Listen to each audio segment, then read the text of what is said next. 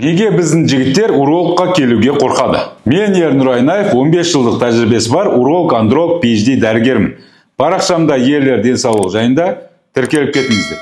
Видеоларды өткізіп алмас үшін төмендегі колокольчикті басып қойыңыздар. Соңғы кезде менің парақшамнан болсын, басқа жерлерден болсын көп естіп жатамыз. Бедеулік отбасы, әйелі тексеріліп жүреді, күйеуі бармайды, күйеуі соңында ғана барады. Кейбір жігіттер даже 1, 2, 3-ші әйел алған кезде ғана барып, осы менен емес пе екен деген сияқты ойлар туындап, сол кезде ғана барады деген сияқты ақпараттарды көріп жүрсіздер. Сол бойынша мен өзімнің ойымды осы жерде қазір неге біздің жігіттер урологқа келуге қорқатынын бірнеше себебін айтып кетем. Соны әрқайсысын өздеріңіз қайсысы дұрыс екенін өздеріңіз шешесіздер. Біріншісі, ол көп жігіттер урологқа келген кезде урологтар мүшенің ішіне мынандай мазок алатын таяқшаны сығады да, сосын ауыртады деп ойлайды көбісі. Екіншіден, артқы тесіктен простатаны қарайды да, сол кезде де ауыртады деп ойлайды. Немесе артқы тесіктен простатаны қараған біздің намысымызды түсіріп жібереді деп ойлайды. Қазіргі таңда біз бұл проблеманы шештік. Мазок алу үшін біз қазір тек қана зәрді қолданып жатырмыз. Кез келген инфекция бар жоғын анықтау үшін тек қана зәр анализін тапсырса ғана жеткілікті, ол ешқандай ауырсынусыз өтеді. Екіншіден, қуықасты безін қазіргі кезде көп қарап жатқан жоқпыз. Оны да қуықтың егер прям солай қорқып жатқан болса, қуықты толтырып, қуықтың үстінен УЗИ арқылы қараса жеткілікті. Үшіншіден, көп диагнозды анализдері арқылы көре аламыз қазір. Тағы бір себептерінің бірі, көп жігіттер урологиялық немесе андрологиялық аурулар уақыт өтіп кеткен кезде, уақыт өткізіп алған кезде ол үлкен проблемаға алып келу мүмкін екенін түсінбегеннен кейін, соны білмегеннен кейін бізде откладывать етіп, ертең аргүні, оның аргүні деп өзінің уақыт өткізіп алуы мүмкін екенін білмейді. Сол үшін де көп жігіттер уақытылы урологқа барып тексерілмейді. Мысалы, кез келген әйел кісіні қарайтын болсаңыз, өмірінде бір рет болса да гинекологқа қаралған, но в основном гинекологқа тұрақты қаралып отырады. Хотя бы жылына бір рет болса да қаралынады. Неге? Себебі әйел кісілерде тура еркектер сияқты бір определенный аурулар туындаған болса, оларды уақытылы емдемесе, олар асқынып, ертең үлкен проблемаларға алып келетінін олар біледі. Ал біздің еркектер соны білмейді да, өкінішке орай уақыт өткізіп алып келіп отырады. Сол үшін жігіттерге айтарым, кейбір ауруларды пайда болған сәтінде уақытылы емдейтін болса, ол ары қарай асқынбай, толық жазылып кету мүмкіндігі туындайды. Мысалға бір мысал келтірейінші. Бүгін бір жігіт келді, жап-жас жігіт, жасы 24-те, жыныстық жолдар арқылы берілетін инфекция жұқтырған өзіне, сол инфекциядан условно патогенный инфекция, дополнительно уже өзіміздің ағзадағы бар инфекциялар көтерілген, ол қуықасты безінің ішіне жиналып, қуықасты безінде үлкен тасқа айналған. Енді анау жігіт постоянно кіші дәретке барғысы келіп тұрады, постоянно. Қанша болды емделіп жатқаныма, қанша урологта емделдім дейді, бірақ осы жаңа кіші дәретке жүгіруімді тоқтатар емеспін дейді. Тексеру барысында қуықасты безін қарасақ, үлкен тастар түзілген. Бұл диагнозды бірінші рет қойып жатыр дейді. Бұған дейін простатаға массажда жасалған, қанша ем жүргізген дейді. Бұндай қуықасты безінде тас болса, массаж жасауға болмайды бұл жігіттерге. Көрдіңіз бе? Уақытын өткізіп алған, кезінде инфекция болған, ірін аққан, ол біріншіден баруға жағдай болмаған, екіншіден уақыты болмаған, үшіншіден ол өзі кетіп қалады деп білімсіздік болғанда. Көрдіңіз бе?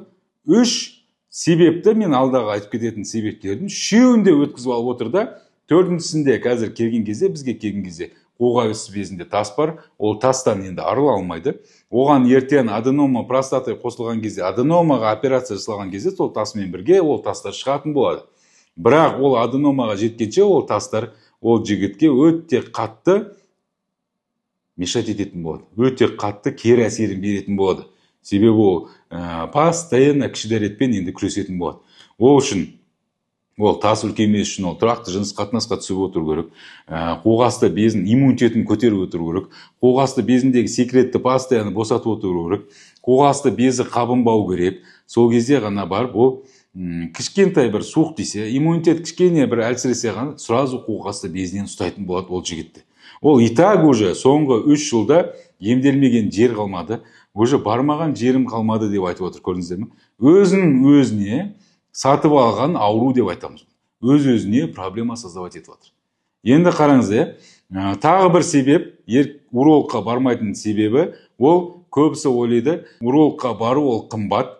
Қымбат, келсем. Но егер сіз уақытында урологқа барып оны емдемесеңіз, ол одан да қымбат айналады сізге. Тағы бір мысал келтірейін. Мысалмен айтсақ, кішкене түсініктірек болады. Бір кісі келген маған, баласы 18 жаста, өз әкесімен бірге келді. Жігітте варикоцеле болған, ұрығында 1 миллион сперматозоид бар. 1 миллион. Олар уже уақыт өткізіп келіп отыр, 18 жасында. Ол варикоцеле операциясын олар 13 жасында, 14 жасында жасау керек еді. Жұмыртқалары өспей қалған, кішкентай жұмыртқалары 1 миллион сперматозоидтар барды. Енді ол жігіттің әкесіне мен айтып отырмын да, бұл жерде варикоцелені өте дұрыс жасау керек.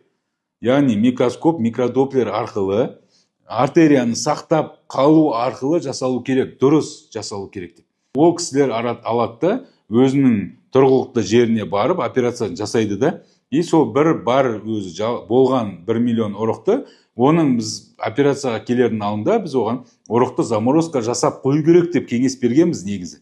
Оның бәрін тыңдамайды, өзінің тұрғылықты жеріне барған кезде ол жақта хирургқа операция жасады. Одан кейін маған келгеннен кейін, жарты жылдан кейін келеді, ұрығы жоқ, мүлдем 0 ұрығы. Енді бастапқы кезде мен операциям бағасы қымбат еді ғой. Енді келіп, маған айтады да, хоть Америкаға баруға дайынбыз дейді.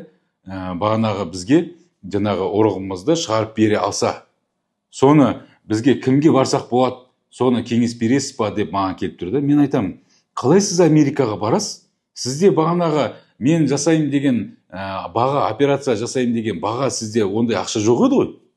Сіз қалай Америкаға бару үшін сізде кемінде мен жаңағы варикоцеленің ақшасынан 4-5 есе, 10 есе кейін көп ақша болу керек десе, ол кезде уже бізде анау денсаулықтың қадірін жоғалтқан кезде білеміз ғой. Вот жоғалтып алды, қадірін түсініп жатыр да енді. Кез келген ақшаға, дүниенің любой жеріне баруға дайында, өкінішке орай бізде осындай ғой. Осылай қалыптасады бізде. Рак аурумен, бірдеңке бір определенный бір қиын аурумен ауырып қалса, кез келген жаққа баруға дайын. Турция, Корея, Америкаға баруға дайын. Ал соның бастапқы кезде соған жеткізбейтін амалын жасаған кезде ол әлде қайда тегін болатын еді. И көп адамдар чекап жасау ол қымбат деп ойлайды, но егер сіз ауырып қалсаңыз, и ол ауруыңыз асқынып кетсе, ол сізге одан да қымбат болады. Сол үшін жылына 1 рет хотя бы чекап жасауды қолға алу керек. Соны дағдыландыру керек.